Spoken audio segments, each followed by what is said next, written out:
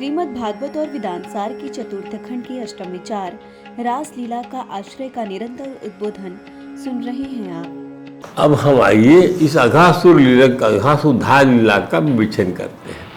श्री कृष्ण ने 5 वर्ष की आयु में अघासुर का उद्धार किया था, परंतु अघासुर उद्धार की कथा का यह वृत्तांत ब्रज के लोगों को 1 वर्ष बाद यानी 6वें वर्ष मालूम हुआ। ये इसके कथा की जो अनुपमता है, जो अद्वितीयता है, वो यह है।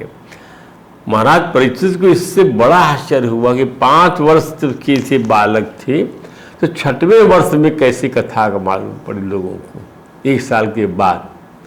माने 5 साल के कन्हैया जब 6-7 साल में हो गए तब कथा लोग समझ, अघासुर की कथा समझ में आ रही लोगों को कि अघासुर मारा गया। हाउ? तो सुखदेव जी महाराज से पूछा। उन्होंने क्या पूछा? महाराज परीक्षित ने ब्रह्मन् कालांतरकृतं तत्कालीनम कथम भवे। कालांतर में पहले मारा हुआ अघासुर, उसकी कथा अभी क्यों सुनाई जा रही है? 6वें साल में 1 साल व्यतीत हो गया। यदि कौमारे हरे कृतम जगूह पौगंड के अर्भका। पौगंड की अवस्था में, जब पौगंड अवस्था थी उनकी, तब उन्होंने मारा था 5 वर्ष की अवस्था में, और कौमारे 6वें वर्ष में सुनाई जा रही है। महाराज परीक्षित कि इस प्रश्न ने श्री सुखदेव जी महाराज की उस प्रसंग का स्मरण हो आया सुखदेव जी को, जिसमें वो स्वयं ब्रह्मदेव ने योगेश्वर भगवान की परीक्षा लेने का विचार किया था। इस कथा का इसमें ये बैकग्राउंड उसका ये है। ब्रह्मा जी स्वयं को सृष्टि का रचयिता मानते हैं। उन्होंने सोचा कि बालों के साथ बैठकर उनका भोजन करने वाला ब्रह्मांड का रचयिता तो हो नहीं सकता है, और अतएव ब्रह्मा जी माया के बल से बछड़ों को ब्रह्मलोक उठाकर ले गए। प्रभु जब बछड़ों को ढूंढने के लिए खाते हुए गोबालकों को छोड़कर वन की ओर गए और बछड़ों को न पाकर पुनः उस स्थान पर लौटे जहाँ गोबालक अपने उनके साथ भोजन कर रहे थे, तब उन्हें समझते देर नहीं लगी कि यह सब ब्रह्मा जी की करतूत है। श्री सुखदेव जी महाराज को श्रीहरि का यह लीला प्रसंग अभिभूत कर गया, और इसलिए उनकी अपनी अंतःकरण में श्री कृष्ण की लीलाओं का स्मरण करते हुए अपनी इंद्रियों के कार्यों से उनका बाह्य संपर्क टूट गया, समाधि लग गई। इंद्रियां विषयों को इंद्रियों ने छोड़ दिया, इंद्रियों का मन में निरुद्ध हो गया, मन का विवेक में निरुद्ध हो गया, विवेक का आत्मा में निरुद्ध हो गया। दूसरे शब्दों में समाधि लग गई, वे भाव समाधि में लीन हो गए। बड़ी मुश्किल से कृच्छ्रात उनकी भाव समाधि टूटी, कृच्छ्रात बड़ी मुश्किल से। और उन्होंने महाराज परीक्षित को पुनः उनके प्रश्न का उत्तर देना प्रारंभ किया। श्री सुखदेव जी महाराज राजा परीक्षित को कहते हैं क्या? साधु पृष्ठम महाभाग त्वया भागवतोत्तमा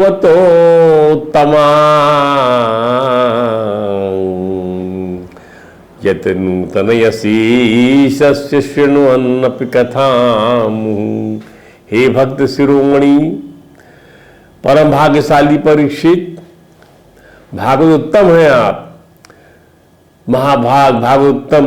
तूने बहुत सुंदर प्रश्न किया, क्योंकि भगवान श्री कृष्ण की लीलाओं को निरंतर सुनने पर भी उनके कार्यों को नित्य नूतन रूप से अनुभव कर रहे हो। हम इस श्लोक से कतिपय आध्यात्मिक तात्पर्य स्थापित करना चाहते हैं। क्या? ताकि हम समझ सकें कि योगेश्वर भगवान श्री कृष्ण की लीला कथाओं को बार बार सुनने पर, पढ़ने पर भी हमें नित्य नूतन क्यों लगती हैं। It appears to be very very fresh, क्यों नवी अनुभव देती हैं। प्रभु की भक्ति में सयाने हुए बिना, पक्क हुए बिना, प्रौढ़ हुए बिना भगवान की लीलाओं का निरंतर श्रवण और मनन कर पाना कठिन है। भगवान श्री कृष्ण के प्यार करने वाले उनके अग्रणी प्रेमी भक्त श्री कृष्ण कथा को वर्षों से निरंतर श्रवण कर रहे हैं, किंतु तो भी उन्हें की कथाएं नित्य नूतन लगती हैं। नित्यम नवन वायमानम। प्रभु के ऐसे प्रेम प्रेमी अपने पुरुषार्थ का त्याग नहीं कर सकते और कृष्ण कथाओं के निरंतर श्रवण से निहाल होते रहते हैं।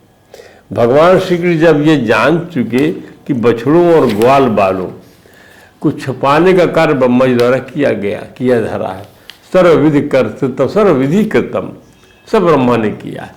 तो श्रीमद् भागवत में श्री सुखदेव जी महाराज ऐसी स्थिति में श्री भगवान के मन की बात को इस श्लोक में समझाते हैं। क्या जब जान गए भगवान कि सब ब्रह्मा किया धरा है, मेरे ग्वाल बाल साथियों को जो है उन्होंने जो है छुपा दिया, ले गए यहाँ से ओरिजिनल ग्वाल बालों को, और मेरे बछड़ों को भी जो है वो ले गए, ओरिजिनल बछड़ों को तो वहाँ चराने आए थे वहाँ पर। तो समझते समझाते हैं क्या इस भाव को भगवान शुक्र ने समझाया।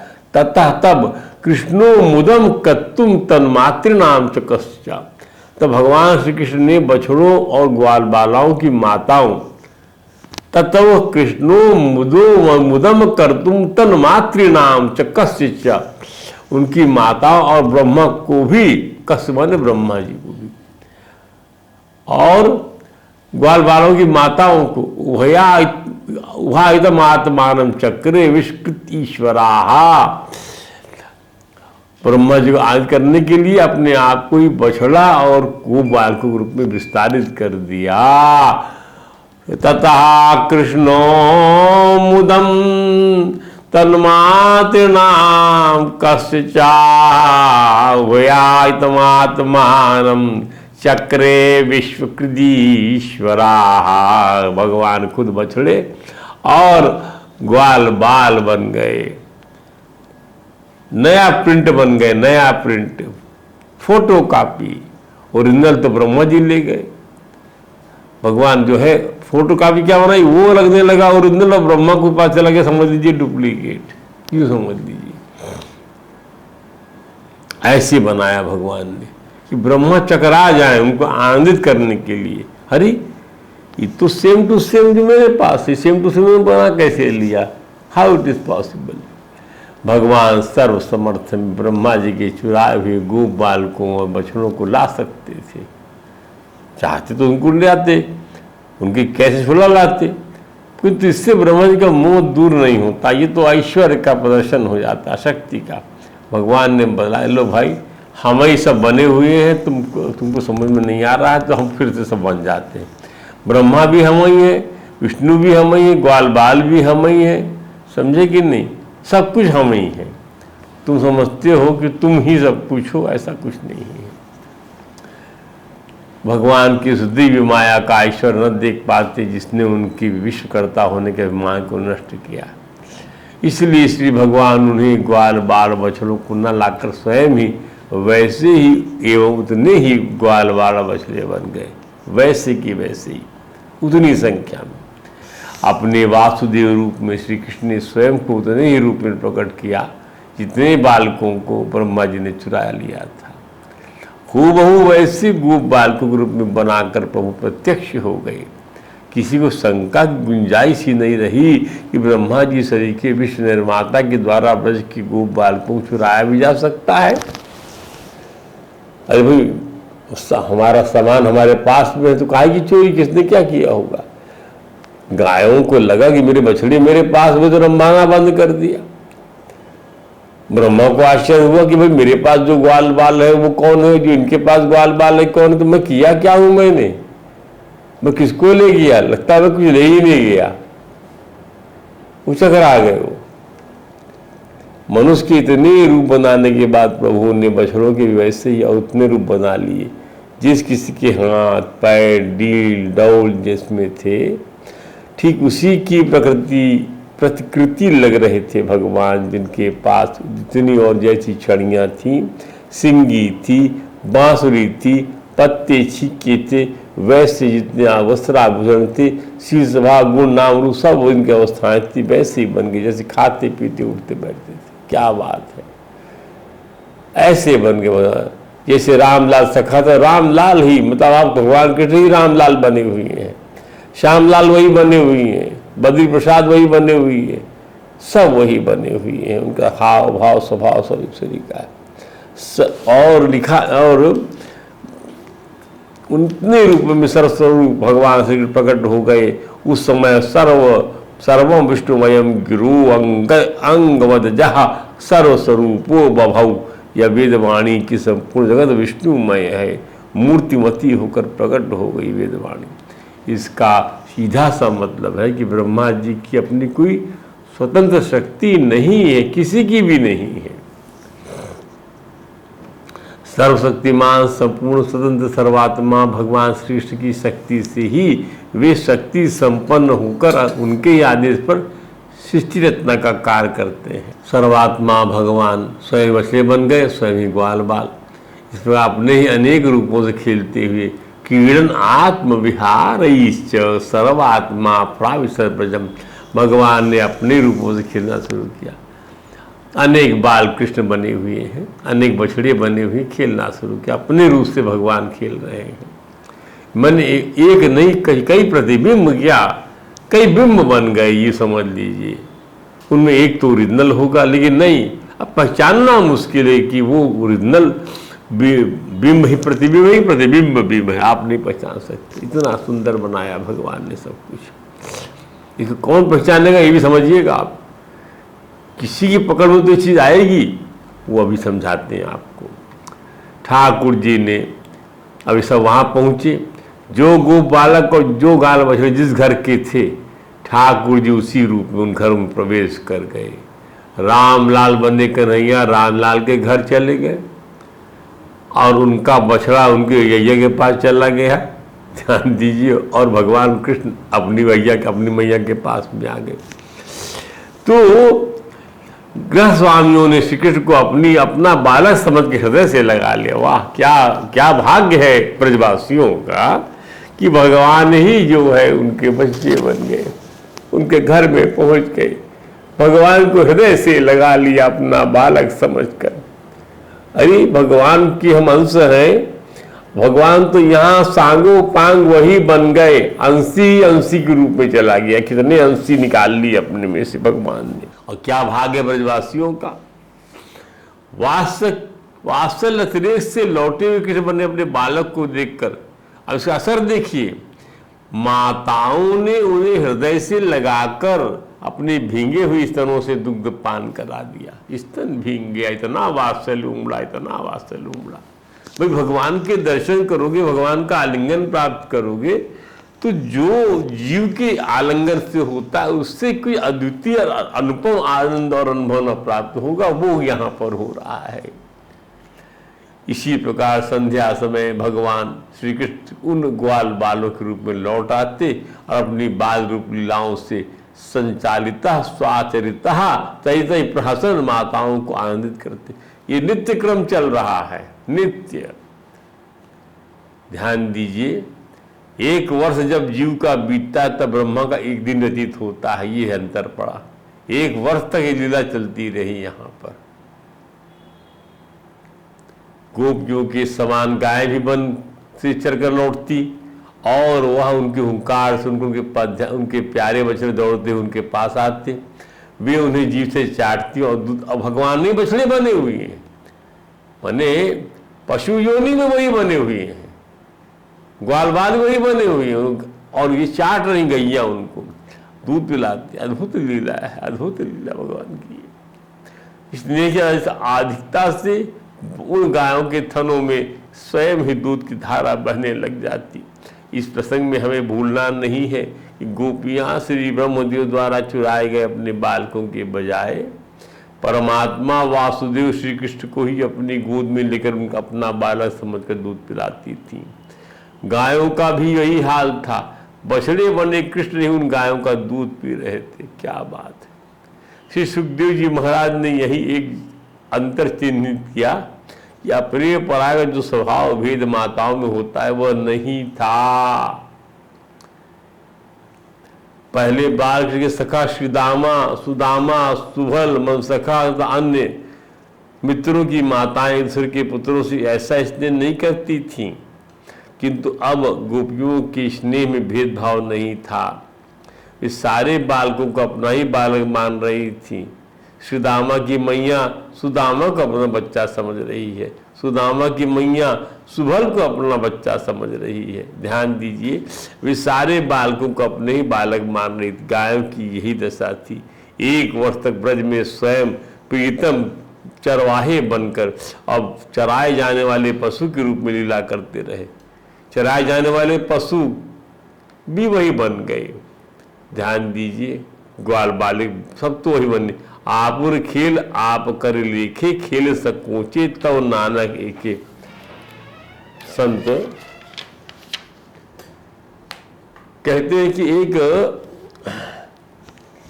एक परमेश्वर परमनैष्टिक परमा जी के द्वारा ग्वाल बाल तथा गायों को चुराने के बाद को 1 वर्ष की अवधि पर्यंत श्री कृष्ण स्वयं से केवल हु बहू वैसे ही ग्वाल बाल मछली बनकर अपितु वैसे ही छींके, वैसे ही छड़ियाँ, वैसे ही कपड़े, वैसे ही गहने आदि बनकर यथारूप प्रतिष्ठित हो खेल खेलते रहे। अनेक परम स्वरूप एक पंग श्री कृष्ण क्रीड़ा करते रहे। सुखदेव जी ने इस प्रसंग की स्मृति से उनको अपने देह की सुध-बुध नहीं रह गई। यह प्रसंग ही ऐसा है। जीव भाव, देह भाव सभी समाप्त हो जाता है, शेष रहता है केवल आत्मभाव। आत्मा आत्मा में रमण करता, यही स्वभाव सार है। नारद जी आत्मभाव सार, आत्म साक्षात्कार सार है, आत्मज्ञान सार है। नारद जी प्रसिद्ध जनों यही तो कहते हैं, श्रेयसामपि सर्वेसाम, जितने भी साधन हैं कल्याण प्राप्ति के, उसमें आत्मा का साक्षात्कार हो जाए, इससे बढ़कर क्या साधन हो सकता है। क्योंकि सर्वेशा भूतानाम, सर्वेशा सब भूत प्राणियों की हरि आत्मा है और अपना आप का दान कर देने वाले ऐसे प्रीतम है। एक दिन की बात है, जब 5 वर्ष होने में 5 या 6 रातें बाकी रह गईं, तो एक दिन गोवर्धन की चोटी पर चढ़ते समय गौओं ने देखा कि उनके बछड़े वृंदावन की ओर घास चर रहे हैं। गायें वात्सल भाव अपने बछड़ों की ओर दौड़ी और अपने चरवाहे गोप बालकों के रोके नहीं रुकी। ऐसा लग रहा था मानो वे 4 पैरों की बजाय 2 पैरों दौड़ रही। ध्यान दीजिए, चरवाहे जो थे वो गैयों को रोक नहीं पाए, क्योंकि बछड़े बने कृष्ण के प्रति दौड़ रही हैं वो गायें। चरवाहों को भी गायों को पकड़ने के लिए दूर स्थान से कष्ट उठाकर कठिन मार्ग से गायों के पास पहुंचना पड़ा। उन्होंने देखा कि बछड़ों के साथ उनके बच्चे भी थे,